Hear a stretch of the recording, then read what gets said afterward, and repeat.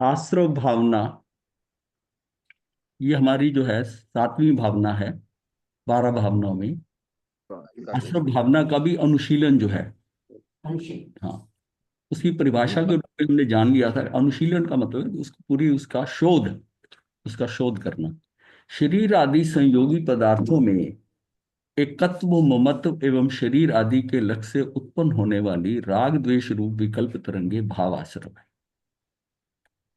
मतलब यह आश्रव के अंदर भी ना द्रव्य आश्रव और भाव आश्रव दो चीजें। तो शरीर आदि संयोग, ये बहुत ज्यादा, हाँ, शरीर आदि संयोगी पदार्थों में एकत्व, महत्व और शरीर आदि के लक्ष्य से उत्पन्न होने वाली, ये क्या है, विकल्प की तरंगे जो है ना, ये भाव आश्रम है। विकल्प की तरंगे आती हैं अंदर, तथा इन्हीं भाव आश्रयों के निमित्त से कार्बन वर्गनाओं के कर्म रूप परिमित होना द्रव आश्रम। कर्म देखिए, उसमें कर्म जो बंद होगा, उसमें पांचों जो है मिथ्यात, अवृत्ति, प्रमाद, कषाय, योग, ये एक्चुअल द्रव्य से कर्म बंध रहे हैं हमारे।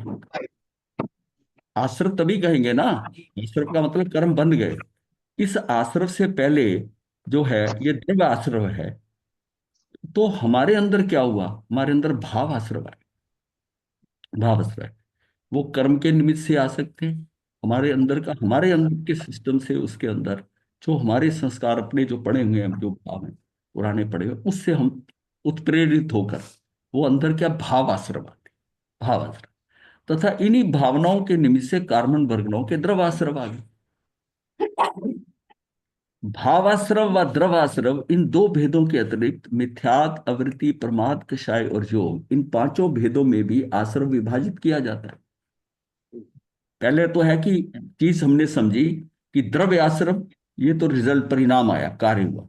कारण क्या था, मेरा भाव आश्रव, भाव आश्रव कारण था।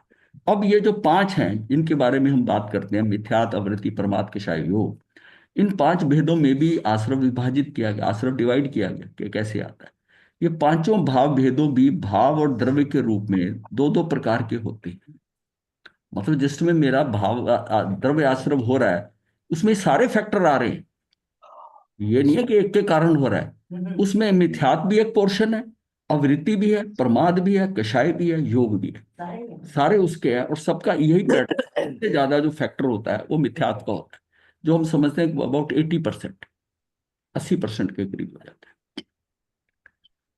बताया गया समझने के लिए। और बाकी अवृत्ति, प्रमाद, कषाय और योग का बहुत कम होता है, योग बहुत कम होता है। तो अगर ऐसा कहें, अगर ये भी कहा गया है कि मिथ्यात को अगर हम 10,000 लें, एक एक नंबर को, पांच में से एक को हमने 10,000 कर दिया, तो दूसरा अवृत्ति आता है। अवृत्ति 2 नंबर पे है, ये 2,000 है।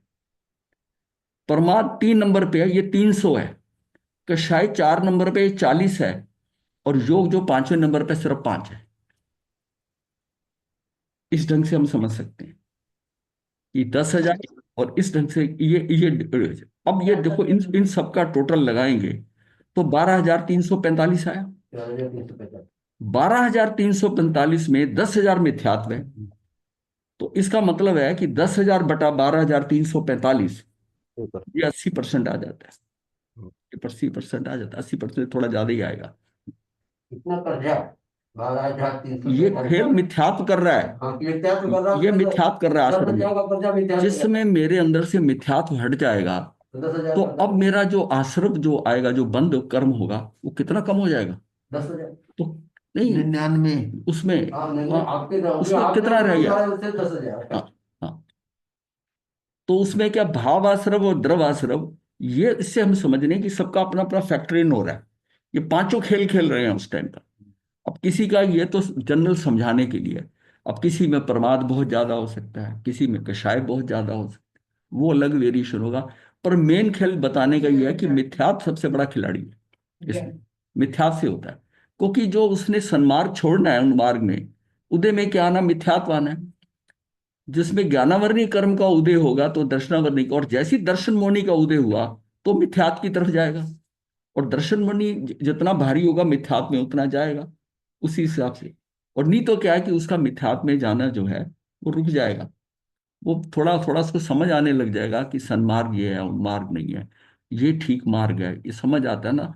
उसमें जब मिथ्यात्व की कमी होने लग जाती है, उसको सही चीज समझ में आ जाती है। जब मिथ्यात्व एक्सट्रीम पे होता है, वो उस पर चलने को तैयार ही नहीं है। वो आपको उल्टा ही कहेगा कि आप तो क्या, वो मिथ्यात्व के कारण ना,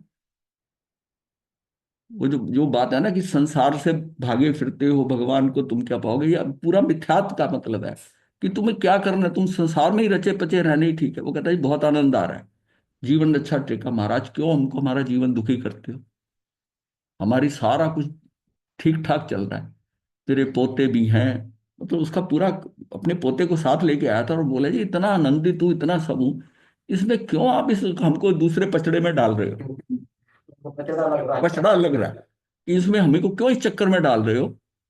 तो गुरुदेव चुप हो गए, ठीक है अभी तुझे इसी में आनंद आ रहा है तो है, ठीक है। तो क्या करेंगे।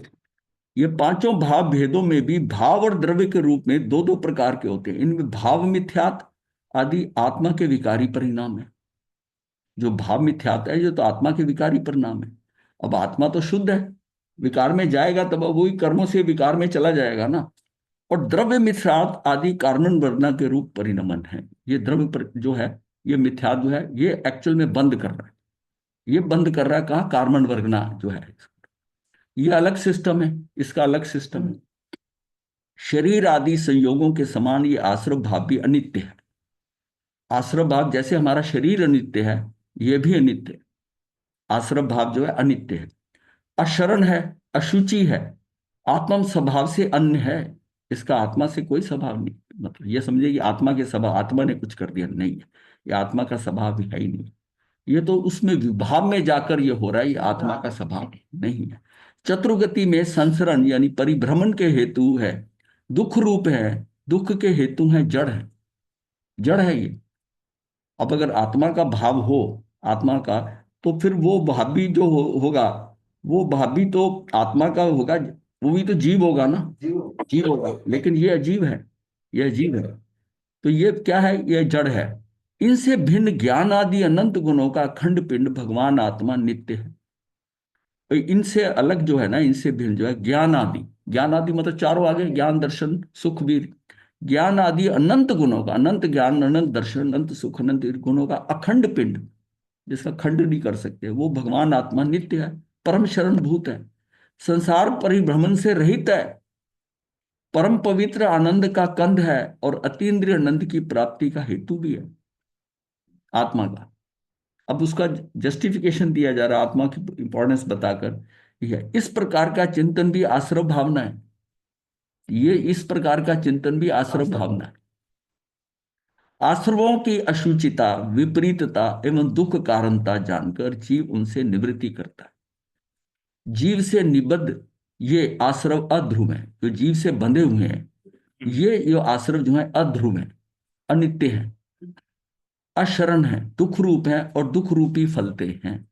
ये जानकर ज्ञानी उनसे निवृत्त होता है कि ये भी जो कर्म आ रहे हैं, ये जो भाव आ रहे हैं, ये सारे ये मुझे फंसाने वाले हैं, इनका मेरा कोई संबंध नहीं।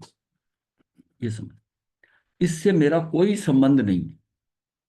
ये हमारी जो 47 शक्तियां ना, उसमें एक शक्ति आती है संबंध शक्ति, जो 47वीं शक्ति है।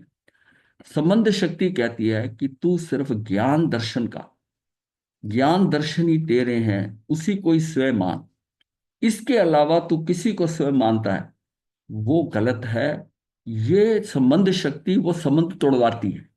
ये सभी अन्य है, तू सिर्फ ज्ञान दर्शन को स्वयं कह सकता है कि ये मेरे है ज्ञान दर्शन, ये 47वीं शक्ति है। और उसको संबंध को तोड़वाती, तोड़वाती है। ये संबंध नहीं रखना, 6 कारकों की पहले आती है, फिर बाद में 47वीं शक्ति जो है, ये संबंध शक्ति है। ये संबंध का शक्ति मतलब ये नहीं कि संबंध बनवाती है, ये संबंध तोड़वाती है, तोड़वाती। तो ये क्या है कि इससे क्या है, इसको अलग करके कि ये तेरा नहीं है, ये जो तेरे आत्मा के साथ ये लग रहा है, ये तेरा तेरा समान नहीं। तो ये गलती से आ गया। ये तो जैसे है ना कि पानी पे काई आ गई है, काई पानी नहीं है, पर आती है, उसके ऊपर आती है, पानी के ऊपर आ गई है। तो काई को उसको अपना नहीं मानने को, वो पानी थोड़ी है, वो जल थोड़ी है। ये जानकर ज्ञानी उसे निवृत्त होते हैं। आचार्य अमृतचंद्र जी आत्म ख्याति में लिखते हैं कि जिस प्रकार जल में सेवाल यानी कि काय जल के मैल के रूप में उपलब्ध होती है, उसी प्रकार आश्रम भाव भी आत्मा में मैल के रूप में उपलब्ध होती है। मतलब जो मैल के रूप से उसके ऊपर आ रहे हैं, होते हैं, इसलिए वो अशुचि है, अपवित्र है। और आत्मा सदा ही अत्यंत निर्मल चैतन्य मात्र भाव से उपलब्ध होता है। अतः अत्यंत शुचि और परम पवित्र है, मतलब आत्मा पवित्र है, सब है। और ये उसके ऊपर जो मैल आ गई, जो मैल आई है उसके ऊपर, वो मैल क्या है? वो अशुचि है, अपवित्र है, अपवित्र है। तो ये जो ऊपर जो मैल आती है भावना, जो आ रही है, उसके ऊपर वर्णन चल रहा है कि आश्रव की जो भावना आ रही है अंदर, जो है उसके ऊपर ये आ रही है कि वो मैल की तरह है। यानी भाव आश्रव, जड़ स्वभाव वाले होने से आश्रव भाव दूसरों के द्वारा जाने जाती है। ये इसका जड़ स्वभाव है, अनित्य है, अशरण है। अतः वह चैतन्य आत्मा से अन्य स्वभाव वाले है, उसका स्वभाव आत्मा वाला नहीं है, वो बिल्कुल अलग है। और आत्मा सदा ही विज्ञान घन स्वभाव वाला होने से स्वयं को जानता है, आत्मा से। अतः चैतन्य से ये अनन्य है, चैतन्य से। कौन है? आत्मा क्या? विज्ञान स्वभाव वाला है, घन, विज्ञान घन स्वभाव वाला होने से स्वयं को जानता है। आत्मा क्या है? वो विज्ञान घन होने के कारण वो खुद ही ज्ञानी है और खुद ही अपने ज्ञान से ज्ञान को जानता है, जानता है। और चैतन्य से अनन्य है, मतलब बिल्कुल एक मेक है, अभेद है, अभेद है। ये समय सार की गाथा 72 की टीका में अनुसार आकुलता उत्पन्न करने वाले होने से आश्रव दुख के कारण है। ये क्या है? आश्रव जो है ना, ये आकुलता पैदा करते हैं, आकुलता, कि वो आपकी मर्जी से नहीं, जैसे कि विरति का, अविरति का, उसका दोनों फैक्टर है। अब जब विरति में नहीं जा रहा, अविरति में है, तो ये आकुलता तो आएगी अविरति से। कषाय से आकुलता आएगी, योगों से भी आकुलता आएगी। कुछ ना कुछ करेगा तो उसके बाद में उसको आकुलता आएगी, योगों के बाद। तो आत्मा निराकुल स्वभावी होने के कारण ना तो किसी का कार्य है और ना किसी का कारण है, अतः दुख का कारण है। वो आत्मा जो है ना तो किसी चीज का कारण बनती है ना कार्य बनती है, तो उसका तो कोई। अब किसी का आप कारण बनते हो, किसी का कार्य करते हो या कराते हो, कुछ भी करते हो, तो उसमें आकुलता आएगी, उसमें आकुलता आएगी। इसमें क्या है? मुझे किसी का कुछ नहीं करना। वो अपने को बिल्कुल अलग थलग मानकर चलता है, उसके अपने ही ज्ञान दर्शन के अंदर रचा पचा है। आत्मा को कोई आकुलता व्याकुलता नहीं।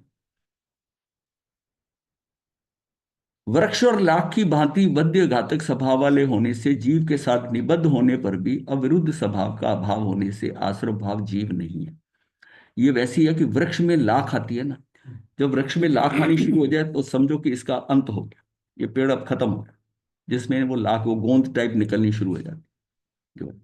तो वो जो है, ये खासतौर ये नीम के या कीकर के पेड़ में वो आती है, गोंद आनी शुरू हो जाती है, जब प्राप्त होती है तो समझो कि ये खत्म।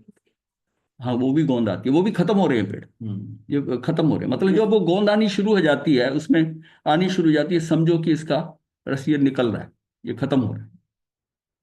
तो वृक्ष और लाख की भांति वध्य घातक स्वभाव होने से जीव के साथ निबद्ध होने पर भी अविरुद्ध साप, उसका स्वभाव अलग है, जीव के साथ है।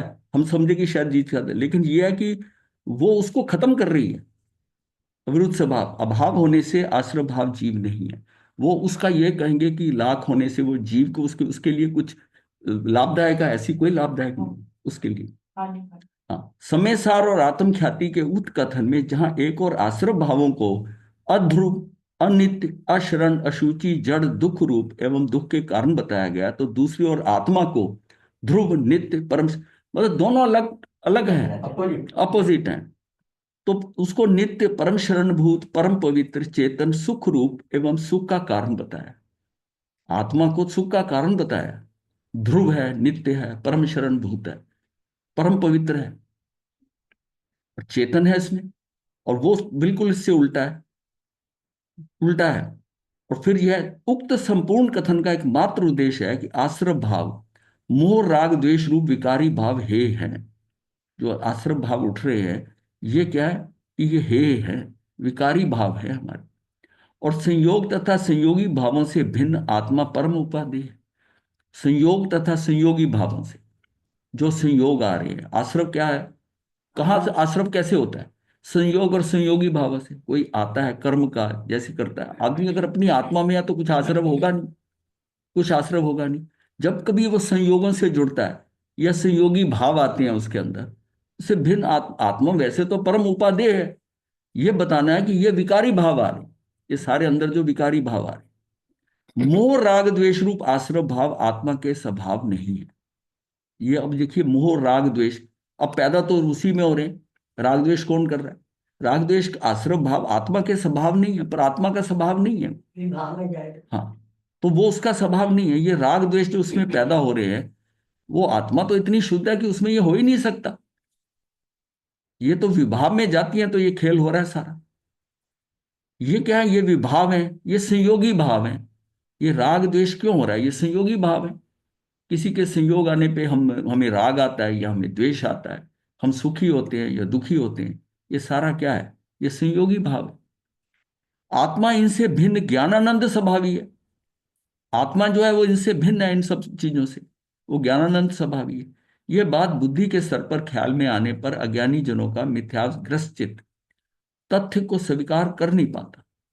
ये बात जो है ना, बुद्धि के स्तर पर जब हम ये सारी पढ़ रहे हैं, जान रहे हैं, आने पर अज्ञानी जनों का मिथ्यात्व से ग्रस्त चित्त, अब मिथ्यात्व से ग्रस्त चित्त है, इस तथ्य को स्वीकार नहीं कर पाता कि ये जो कर्म, ये जो आ रहे हैं, ये सारे संयोगी भाव हैं, आश्रव भाव हैं, ये मेरे हानिकारक हैं, ये हो रहे हैं, इसका आत्मा से कोई संबंध नहीं है। जैसे हमारे अंदर ना धर्म दान का भाव आता है, तप का भाव आता है, दान का भाव आता है, कुछ करूं ये भाव आता है। ये आत्मा के हिसाब से वो ऐसा नहीं है, ये उसका भाव नहीं है। ये उसके मोहनी कर्म के कारण ही आ रहा है कि मैं ऐसा करूं, ऐसा करूं। आत्मा आत्मा तो ये कहती कुछ मत कर, तू तू रह अंदर बस, तेरा यही धर्म है। स्वभाव में रहो। अपने तू स्वभाव में रह। तुझे क्या करना है? कुछ करके, कुछ करके तुझे क्या करना है? तू कुछ मत कर, तू कुछ मत कर। फलतः मोह राग द्वेष रूप आश्रव भावों में इनका एकत्व मुक्त बना रहता है। अब ऐसा है कि जब आदमी को तसल्ली नहीं होती ना, तो मोह राग द्वेष रूप आश्रव भावों में उनका एकत्व, आश्रव भाव आएगा ही। किसी के प्रति करुणा आ रही है, इसका मैं कुछ कर दूं, इसको ठीक कर दूं, इसको दान कर दूं। मुक्ति के हिसाब से इसको सही नहीं माना।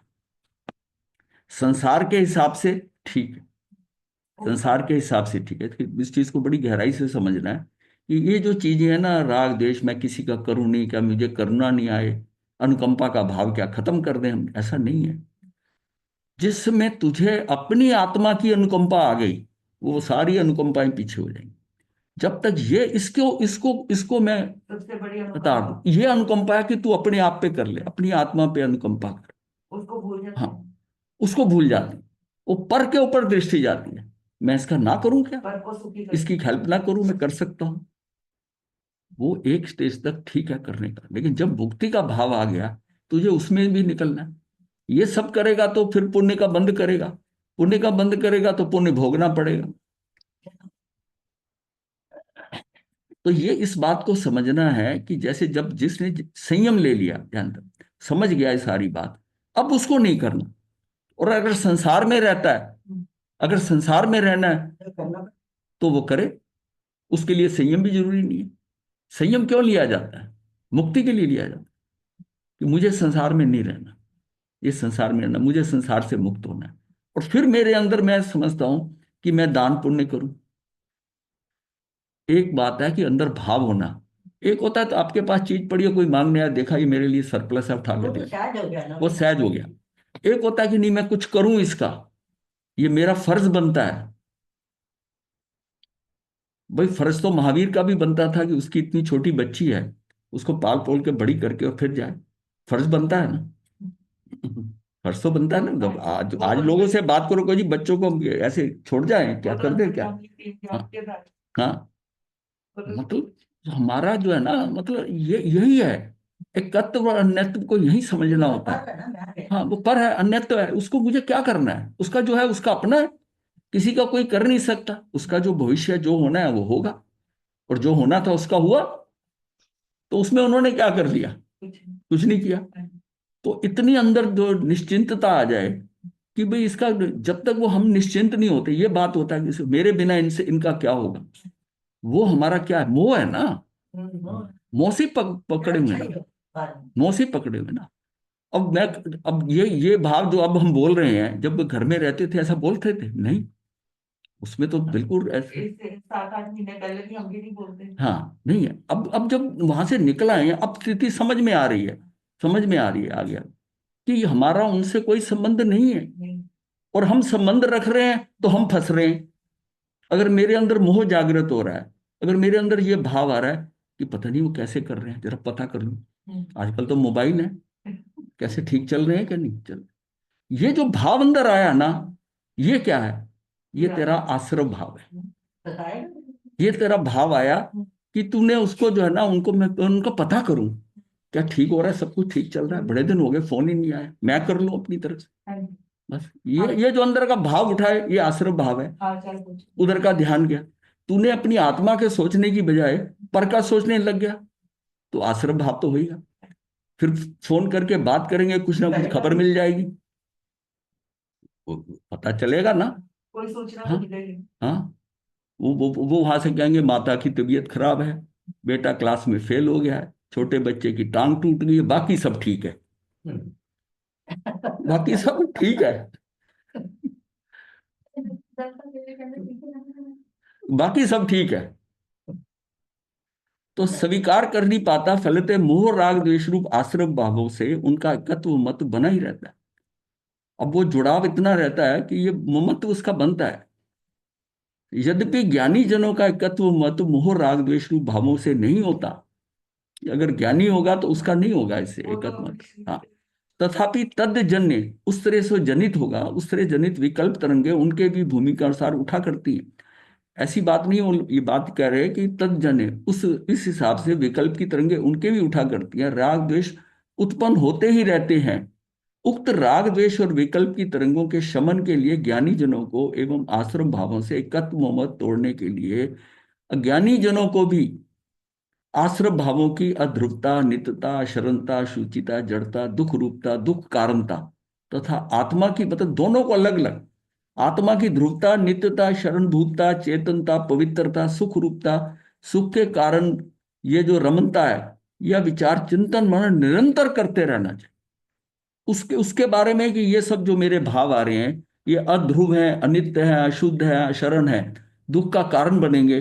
अब आपने फोन करके पूछा, वो जो खबर आई, आपको दुख का कारण मिल गया ना, हाल चाल करती। दुख का कारण तो मिल गया। तो उसका दुख रूप कारण जो है वो आपने खुद मोल ले लिया।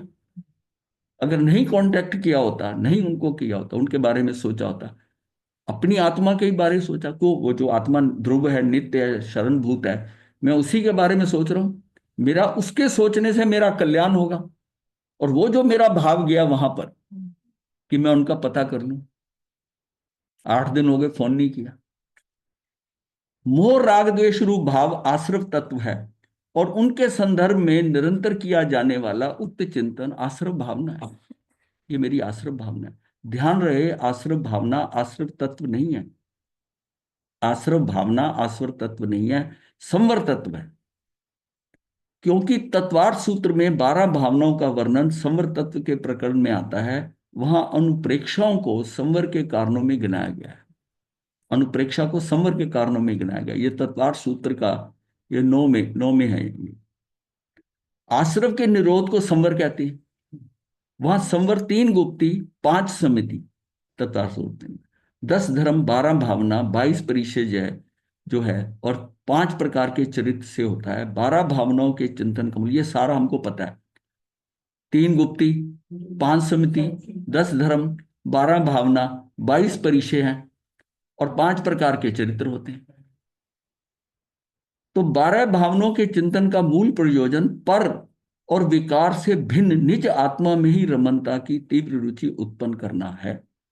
12 भावना का क्या है कि 12 भावनाओं की चिंतन मूल प्रयोजन क्या है कि पर और विकार से भिन्न निज आत्मा में ही रमनता का तीव्र रुचि उत्पन्न करना है, तत्व संबंधी पुरुषार्थ को विशेष जागृत करना है। ये तत्व और उस तरह का पुरुषार्थ जो है ना, वो विशेष जागृत करना है अंदर। इसी प्रयोजन की सिद्धि के लिए अनित्य से लेकर अशुचि भावना तक संयोगों की अनित्यता, अशरणता, आसारता, भिन्नता, अशुचिता का चिंतन किया जाता है। इस बात का विचार किया जाता है कि वे संयोग मात्र संयोग है, संयोग के लिए आए हैं, उसके लिए मैं उसके साथ संपर्क स्थापित करूं, ये फलाना है, ये फलाना, कुछ नहीं करने की जरूरत। आत्मा को सुख दुख में साथ देने वाले नहीं है।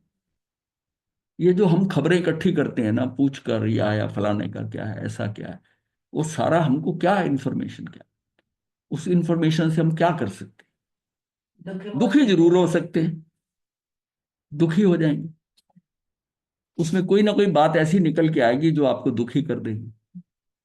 और सबसे बड़ा दुख तो यह है कि टाइम किसका जा रहा है? आपका जा रहा है ना, उसके पूछने में। टाइम तो अपना जा रहा है, हम उसको सारा को पूछना चाहते हैं। यहाँ बैठे अगर साधु को उसके परिवार में जहां से आया है वहां से कुछ भी हो रहा हो, कुछ कर सकता है क्या? फिर पता करके क्या करना है? दुखी होगा और क्या, दुखी होगा ना, सुनेगा ना, दुखी हालांकि भाव में चले जाना है। जाएगा ना। फजूल के उस टाइम उसकी विचारधारा वैसी, उसके करने से पहले उसके दिमाग में ये जाएगा कि उनसे पता कर लूं।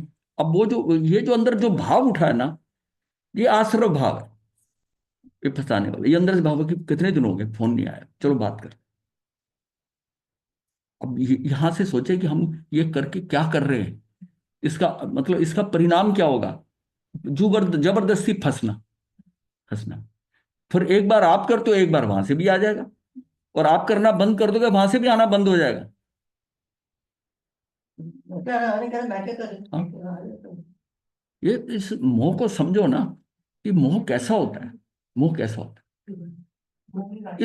इस मोह को ना मैंने एक्सपीरियंस किया बड़ा, कि जब संथारा ले लिया पिताजी ने, मतलब विरक्त मुनि जी ने, तो मुझे उन्होंने कहा कि घर का कोई तुमने नहीं आना, अब से हाँ जी।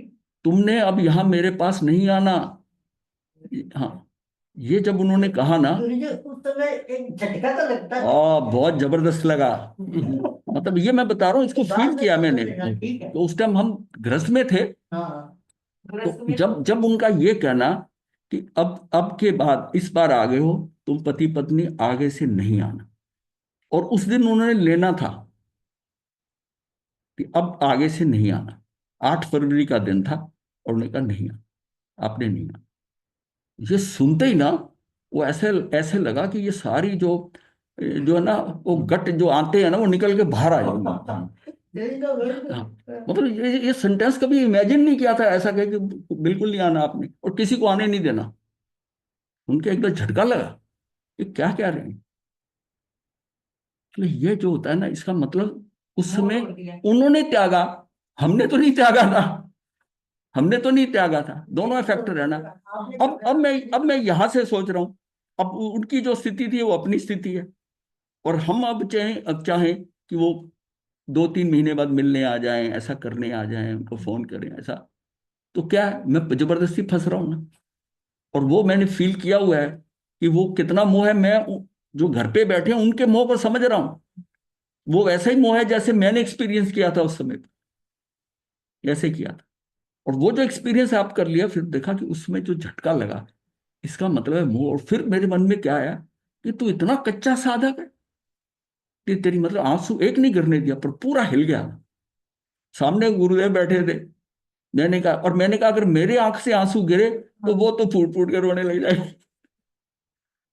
वो बिल्कुल उसको ना, मतलब शौक जैसे होता है ना, शौक बर्दाश्त पर झटका पूरा लगा, झटका पूरा लगा। मतलब उसको मैं इसलिए बताना चाहता हूँ, ये फील जो है ना, हम घर वालों से जो कांटेक्ट करते हैं, उसमें आप तो चाहे थोड़ा संभाल लोगे, उनकी हालत ज्यादा होती, उनको फीलिंग ज्यादा होती, क्योंकि उनको तो मोह है ना। उनको तो मोह है पूरा, पूरा है। बस इस चीज को ध्यान में रखना आगे से, ये जो है। सचेत कर रहे हो। हाँ। हम्म। तो इस बात का विचार किया जाता है कि वह संयोग मात्र संयोग हैं, आत्मा के सुख दुख में साथ देने वाले नहीं हैं।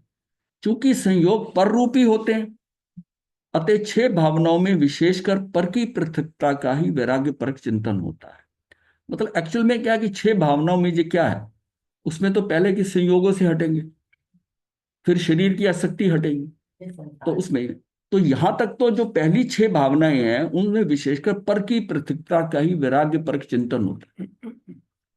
ये छह छह भावनाएं जो हमने की हैं पहले, जो है उसमें वैराग्य पर चिंतन होता है, किंतु आश्रम भावना में विभाव की विपरीतता का चिंतन मुख्य होता है। उसमें तो वो जो आ रहे हैं, जो 6 भावनाओं के अंदर जो पर जो आ रहा है, संयोग आ रहे हैं, मैं तो उससे अलग होने की बात कर रहा हूं, उससे वैराग्य, मैं उससे हटूं। और किंतु आश्रम भावना में विभाव की विपरीतता, विभाग की विपरीतता का चिंतन मुख्य होता है। इस प्रकार हम देखते हैं कि अनित्य आदि 6 भावनाओं के चिंतन की विषय वस्तु शरीर आदि संयोग है, और आश्रव भावना के चिंतन की विषय वस्तु संयोगी भाव है। पर संयोग से या पर के लक्ष्य से आत्मा में उत्पन्न होने वाले मोह राग देश रूप आश्रव भावी संयोगी भाव। अब पर संयोग से या पर के लक्ष्य से जो आत्मा में भाव उत्पन्न होंगे ना, ये मोह राग देश रूप आश्रव भावी संयोगी भाव है। ये मैंने क्या हुआ, ये संयोगी भाव कर ली। एक तो संयोग बाहर से आता है, एक व्यक्ति जो है, एक मेरे ये भाव जो हो गए हैं, ये मेरा संयोगी भाव हो गया। मैंने इसका क्रिएटर कौन है, कौन करने वाला, मैं ही हूं ना। मैं ही उसमें जाके फंसा हूं अपने मोह राग देव से, और जबरदस्ती ये भाव कर लिए सुन। और फिर उसके बाद आपका चिंतन चलेगा। अगर उन्होंने कोई खबर दे दी तो उस कम से कम कुछ घंटे तक तो वो दिमाग में चलेगा, ऐसा हो गया होगा, ऐसा हो गया होगा। तो आपकी क्या है कि उसका जो चिंतन चलेगा, और जो दुख की बात हुई कुछ हुई, तो आपका क्या होगा, आर्त ध्यान होगा। आर्त ध्यान होगा। विभाव है, और वे आत्म स्वभाव से विपरीत है। विभाव जो है हमारे आत्म स्वभाव से विपरीत है। उनकी इस विपरीतता को ही समय सार और आत्म ख्याति के उक्त कथनों में अनेक हेतुओं से, मतलब स्व उदाहरण समझाया गया है। ये समझाया गया है। आश्रव भावों की विपरीत का भी तो आत्म स्वभाव से ही सिद्ध करना है। अतः जिन बिंदुओं से आश्रव का स्वरूप स्पष्ट करते हैं, साथ में उन्हीं बिंदुओं से आत्म स्वभाव का स्पष्टीकरण भी सहज आवश्यक हो जाता है। अतः कहा जाता है कि आत्मा नित्य आदि है और आश्रव अनित्य आदि। मतलब ये दोनों बिंदुओं को उसी से समझाया जा रहा है कि आश्रव भावों की विपरीतता आत्म स्वभाव है, ये है हमारा आश्रव भाव का, ये है। इन इन बिंदुओं से ही हम उसका उसका स्पष्टीकरण कर रहे हैं कि जो ये नित्य है वो अनित्य है, वो है उसमें आश्रव भाव की है। ये मेरा जो है, ये क्या है, ये मेरा स्वभावतः है, ये मेरा शुद्ध द्रव्य है, ये मेरा है, ये मैं हूं। अब इसके इसके और इसके कारण जो बाकी जो चीजें मैं डाल रहा हूं मोह राग द्वेष के ऊपर, तो सारा मलिन इकट्ठा हो जाएगा। वो क्या आएगा, वो आश्रव द्रव्य आ जाएगा, वो द्रव्य आ जाएगा। इस प्रकार यद्यपि ये आश्रव भाव आत्मा में ही उत्पन्न होते हैं, आत्मा से निबद्ध हैं, तथा आत्म स्वभाव से अन्य हैं, विपरीत स्वभाव वाले हैं, अतः हे हैं, श्रद्धेय नहीं है, ध्येय नहीं है, उपादेय भी नहीं है, मात्र ज्ञान के गेय हैं। बस जाना। तो मात्र ज्ञान के गेय हैं, और आश्रव भावों से अन्य आत्मा परम गेय है। आत्मा को परम गेय है, परम श्रद्धेय माना है, परम ध्येय माना है, परम उपादेय है। इस प्रकार सतत चिंतन ही आश्रव भावना है। ये हमारी भावना, उसमें क्या है, आश्रव भावना में हम भावना भाते जाएं कि ये ऐसा ऐसा है, ये गलत है। ये अनुप्रेक्षा में क्या है, वो भावना ही भाता है ना, चिंतन ही करता है ना। तो उसी उसी समय, और कहाँ कहाँ भूल हो रही है, कहाँ कहाँ ये हो रहा है, तो उसमें क्या है कि वो उन उन चीजों को देख रहा है, उन भावों को ही देख रहा है। कि जब हम अपने, मैं बताया था ना कि एक्शन की तरफ देखते हैं, अपने थॉट्स जो हैं, जो विचार आ रहे हैं उसके ऊपर देखते हैं, अपनी नीतियों पे देखते हैं, और अपनी इंटेंशन के ऊपर मेरे अभिप्राय क्या है उसको जब देखते हैं, ध्यान से देखते हैं, तब आपको अपनी कमियां नजर आती। उसमें आता है कि अच्छा ये मैं ऐसा क्यों कर दिया मैंने। कई बार आपको गलती गलती महसूस होगी। हाँ, होती है ना। मतलब आपने कभी एनालिसिस किया कि मैंने फोन करके उनको बुलाकर बात करी और वहां से ऐसी खबर आ गई और थोड़ा मन दुखी हुआ कि ऐसा हुआ। तो कभी हुआ बैठकर कि मैंने ऐसा किया क्यों, मुझे क्या लाभ हुआ। सोचे। सोचे ही नहीं कि मैं, आ बैल मुझे मार, फिजूल में ठीक ठाक सब चल रहा था यहाँ पर बैठे हुए, दृष्टि वहां गई, और वहां का दुख आपने मोल ले लिया, मोल ले लिया। खुद विचलित हो हाँ, अभी ऐसा ना, अभी वीतरागी तो हुई नहीं ना, फर्क नहीं पड़ेगा। फर्क तो पड़ेगा। गए। जो वहां का, जो वहां पर जो उथल पुथल होगी, उस उथल पुथल से आप जो है यहाँ पर उसके विचारों में उथल पुथल आपके भी हो जाएगी। होगी। हाँ। मात्र आश्रव के कारणों का भेद प्रभेदों का विचार करते रहना आश्रव भावना नहीं है। आश्रव के कारणों का भेद प्रभेदों का इनका विचार करते रहना आश्रव भावना। आश्रव भावना में आश्रवों के स्वरूप के साथ साथ जिस आत्मा की पर्याय में ये मोह राग द्वेष रूप आश्रव भाव उत्पन्न होते हैं, फिर भी जो आत्मा इन मोह राग द्वेष भावों से भिन्न है, परम पवित्र है, ध्रुव है, उस आत्मा का भी विचार होता है, चिंतन होता है। खाली वो नहीं सोचना आश्रव भाव में ये जब हमने सोचा कि फिर मन में भाव आया कि मैंने क्यों बात की, मुझे ये चीज ना ही पता होती तो अच्छा था। मुझे क्या इससे पता करके मैंने क्या करना, अपने आप को दुखी कर लिया ना, दुखी कर लिया। तो इसका मतलब है कि जितना उन चीजों से हटके रहेंगे, ये क्या है ज्ञान, जितनी ये संयोग हैं, कुछ संयोग तो जबरदस्ती आ जाती हैं, आपको नहीं पता चलता, कुछ आप बुलाते हो, आप बुलाते हो संयोग को, और उससे क्या होगा कि अपने अंदर क्या कि उतार चढ़ाव चलता रहता है। कोई निमित्त बन उसका दोनों का चिंतन, उसका साथ साथ करना है कि मैं क्यों फंस रहा हूं ऐसे। ये जब भाव उठता है ना शुरू शुरू में, मैं समझता हूं कि ये नेचुरल हो सकता है शुरू में। लेकिन उसके बाद में धीरे धीरे अगर इस तरह का, अगर आदमी कहे कि इससे मुझे क्या लेना देना, अब मैं क्या कर सकता हूँ, तो मुझे पता करके भी क्या करना है, तब तब मैं कुछ कर ही नहीं सकता, बल्कि उनका पता करके मैं फंस रहा हूं। दिमाग दौड़ेगा, कुछ ऐसा होगा, तो करी मत, सोची मत। उसके साथ साथ आश्रव भावों का भी चिंतन इस प्रकार होता है कि जिससे आश्रव भावों से विरक्ति, आत्म स्वभाव में अनुरक्ति उत्पन्न हो। मुझे ये हो कि मुझे ऐसे कांटेक्ट करने ही नहीं है, मतलब आश्रव के जो भाव उठते हैं, ऐसा कर ले। कई प्रश्न हम करते हैं, तू कब आया, कितने बजे आया, कहाँ है, मतलब जिसका मुझे कोई लेना देना नहीं। साधु के जीवन में कोई व्यक्ति आया, कहाँ से आ रहा है, कहाँ जा रहा है, इधर क्या फर्क पड़ता है। सिर्फ तो आपको ही पता है कि साधक वहां का है, अगर पता चल गया ठीक है, आप पूछ दो। फिर भी उसका रिलेशनशिप, ये बात करके कल बात पर लंबी चलती, उसका पूरा चलता है, कोई जरूरत नहीं है। और हमें तो क्या है कि आत्म स्वभाव की अनुरक्ति, मतलब है उसमें अनुरक्त होना है। विरक्ति करेंगे, विरक्ति से उससे हटते जाएंगे तो अपने आप अनुरक्ति आत्मा में हो। अगर हम ये सोचेंगे मेरे लिए क्या लाभदायक है, दिन भर में जितनी अपनी प्रतिक्रियाएं होती हैं, क्रियाएं होती हैं, उसमें छांट के अगर देखें तो मुझे कितना यूजफुल है, मेरे अपनी आत्मा के लिए क्या कुछ निकला उसमें, और पर का कितना था, पर का कितना। क्योंकि आश्रम भावना के चिंतन का उद्देश्य आश्रमों का निरोध है, आश्रम भाव का अभाव करना है, उन्हें जड़ मूल से उखाड़ फेंकना है। आश्रम भावना के चिंतन का उद्देश्य आश्रमों का निरोध है, आश्रम भाव का अभाव करना है, उन्हें जड़ मूल से उखाड़ फेंकना है। जिन चीजों से मैं, मेरी चिंतन चलता है, मैं सोचता हूं, दिमाग में परेशानी होती है, मुझे उधर देखना ही नहीं, मैं उसको मिलना ही नहीं, मुझे देखना ही नहीं किसी को, उससे हम हटके चले, अपने आप को बचाना पड़ेगा ना। तो ये पांचों इंद्रियां उधर जाती हैं, इनका तो विषय बाहर की ओर भागना, और मेरा लक्ष्य है अंदर की तरफ जाना। ये तो लड़ाई है ना। और इसके बीच में, इनके बीच में मन खिलाड़ी है,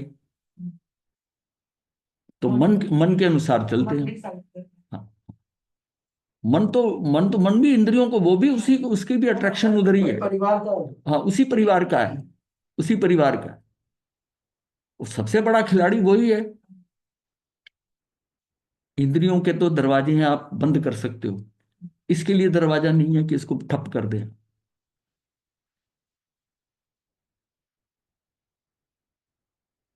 इसको तो आपने इनफेक्टिव करना है।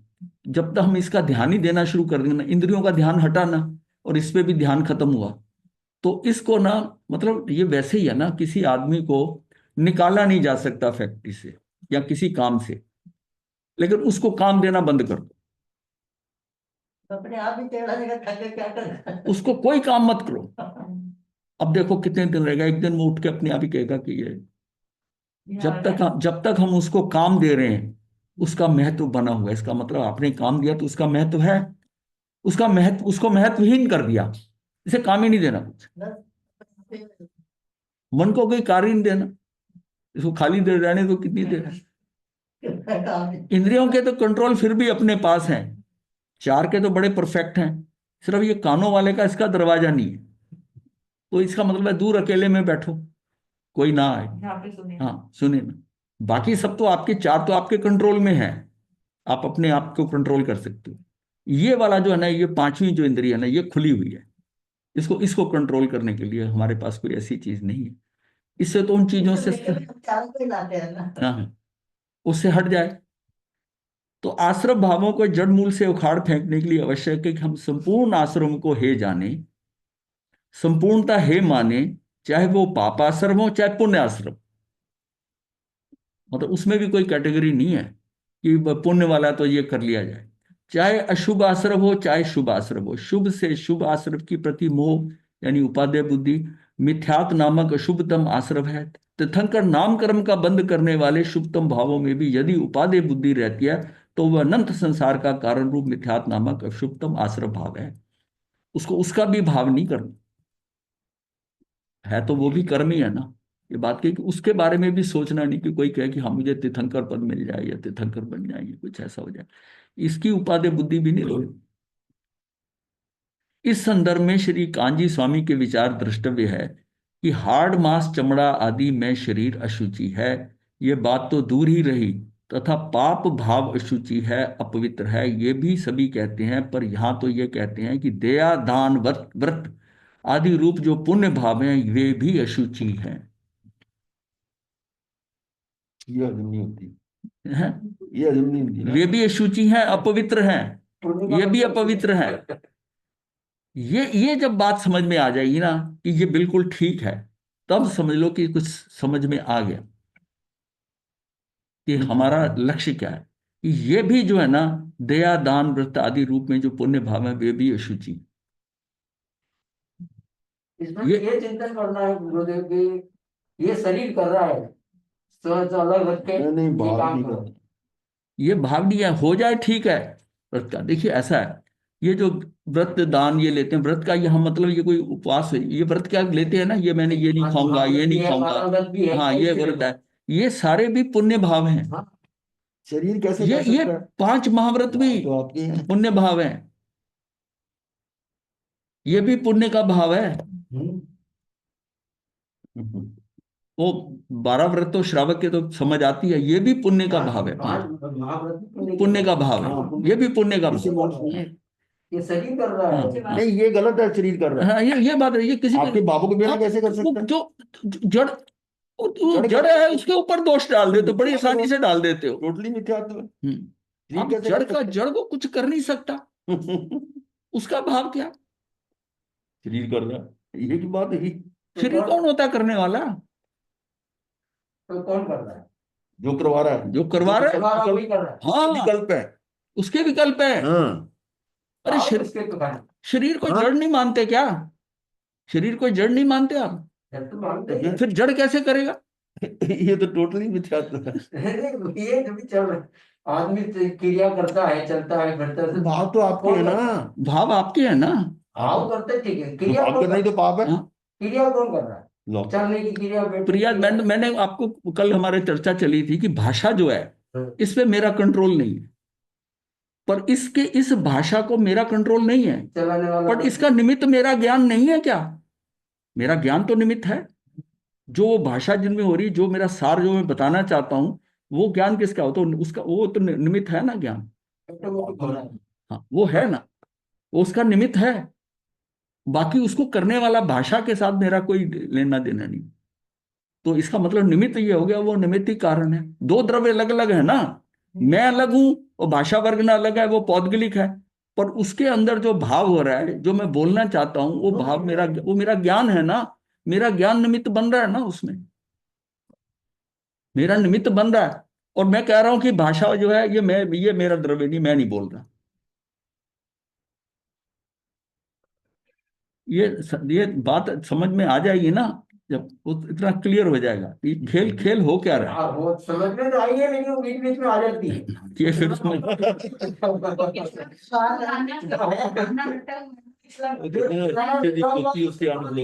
टाइम लगता है। यहां तक कि जिस भाव से तीर्थंकर नाम कर्म बंधता है वह भाव भी मलिन है, यहाँ ऐसा कहते हैं। ये भाव आ रहे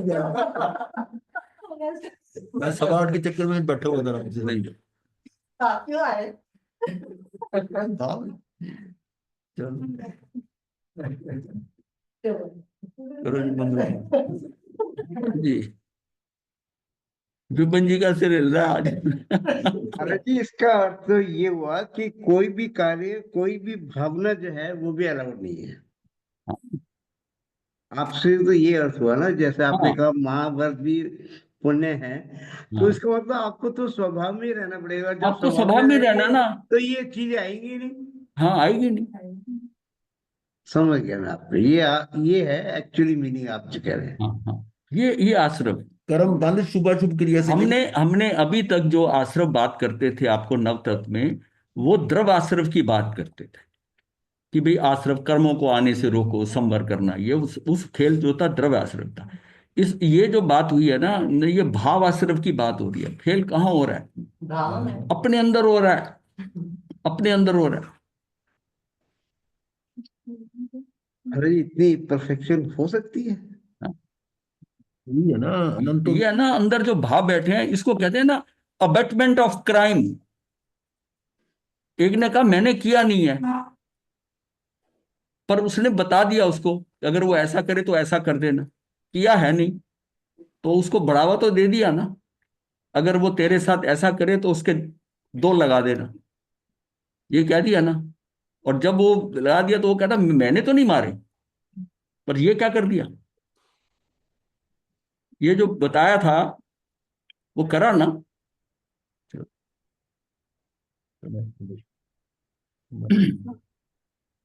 गुरुदेव की आज्ञा से चतारि मंगलम अरिहंता मंगलम सिद्धा मंगलम साहू मंगलम केवली पणतो धम्मो मंगलम। चतारि लुगुत्मा अरिहंता लुगुत्मा सिद्धा लुगुत्मा साहू लुगुत्मा केवली पणतो धम्मो लुगुत्मो।